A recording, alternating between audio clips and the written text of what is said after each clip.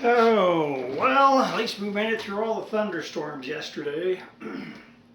It would seem that we had quite a bit of water. Actually, we had some flash flooding here yesterday too, so my yard likes it because everything's nice and green out there. But anyhow, so yeah, there's another video I did last night. I'll show later. It's going to show the new project, the signal tracer and signal generator, and I show the schematic and show some of the stuff. But anyhow, I got something today that I ordered.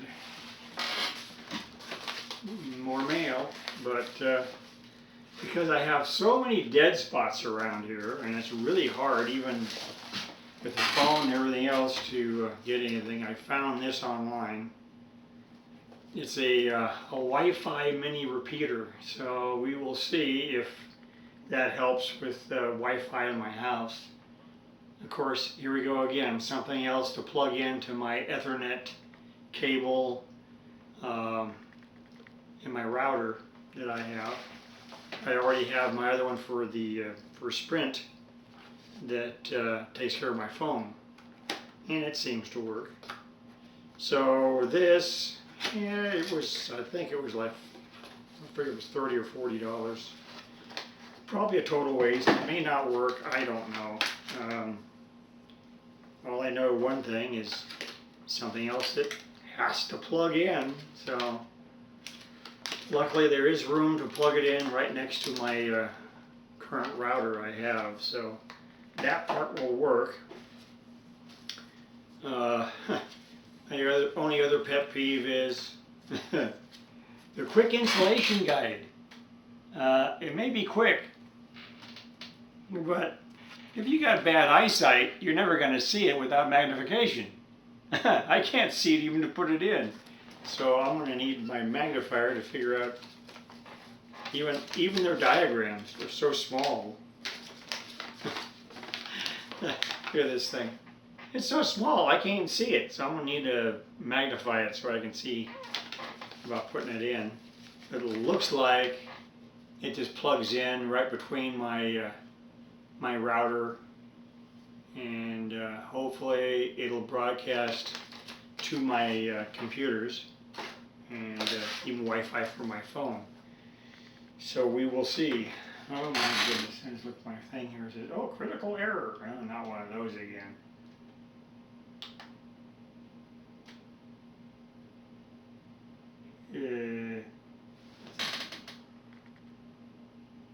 Reload this page. Don't reload.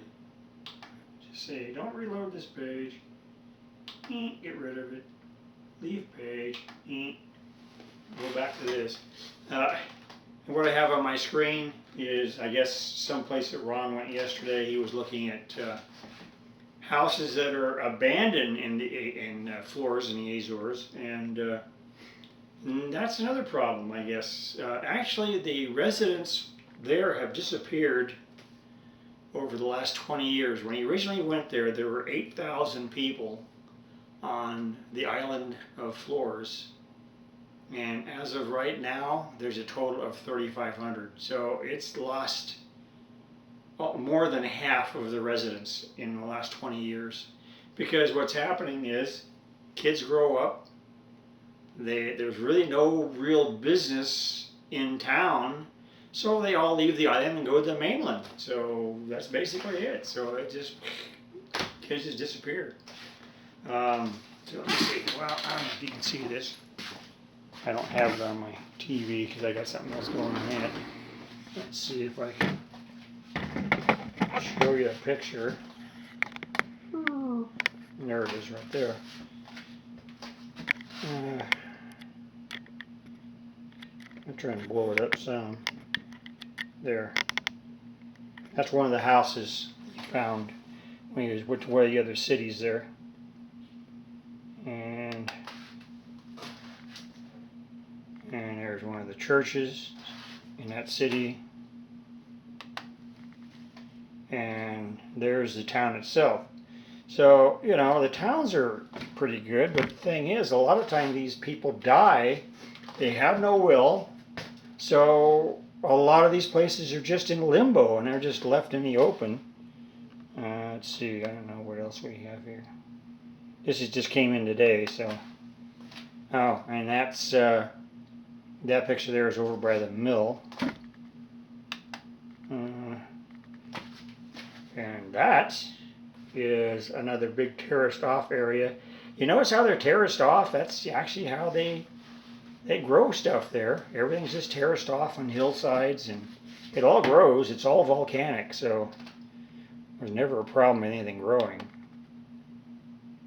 Let's see if that's all there is.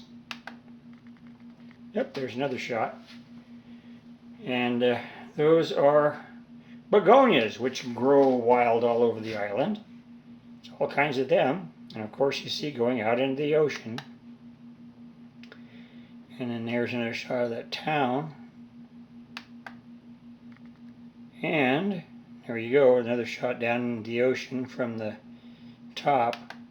So yeah, he goes a lot of places here. And this is also by the mill. That's basically the water that runs through, but the mill itself has been, well, over the last 100 years it's been all silted up, so there's really not much of anything going on. But he says it'll take him the next, what do you say, next 4 years at least to clear the 3 to 4 feet of silt out of the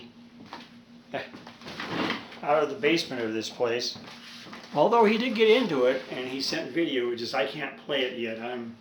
For some reason I'm having trouble with Facebook on videos. I have no idea. Even on my phone, it's kind of like choppy, so you really can't see it very well. But anyhow, yeah, I'm going to attach what I did last night. It'll show the most of the signal generator tracer, and that'll be it. Okay, so we will have that coming up next.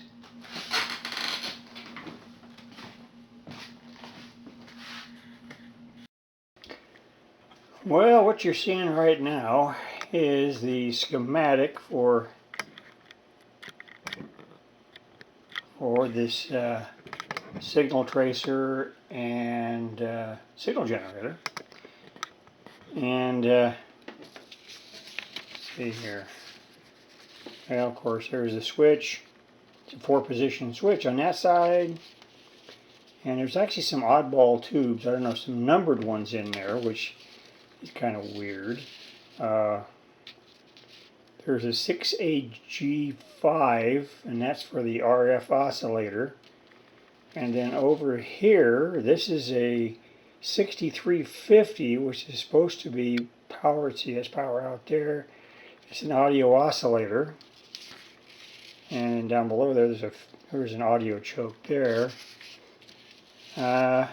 Over here is a 5687, and that's the preamp for it. So really not a whole lot of parts to it. The other thing is, what we have here is, I even checked on the actual, chassis itself, and I already am looking at some discrepancies already. These 2.047s, they are there, but somebody added another capacitor in the same area, but like from here to ground. Didn't make any sense at all.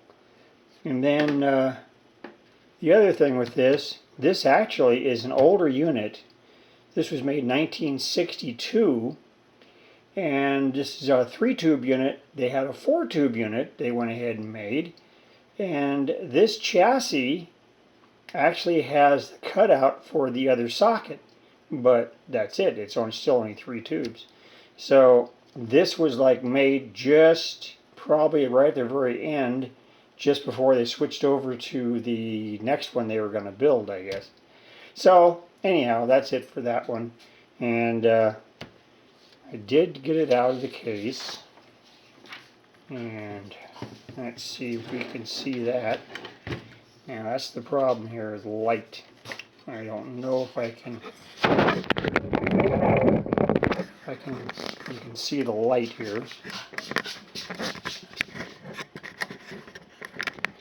Let's see, it's pretty dark. Let's try it that way. Alright, try it that way. Alright. Yeah, it's not real great, but anyhow. There's your transformer there, and there's... It's got, looks like all the original parts. I'm going to have to change out the paper wax caps there, and on the top, and the coils and everything else, that should be fine. These controls actually do work pretty well, but I'm going to give them a shot of deoxit, and then the 4-position switch, which is right there. I'm going to have to clean that up too, but I think I can pretty much clean most of this stuff. Now if we look around here at the top of the chassis, it's got some really big filter caps.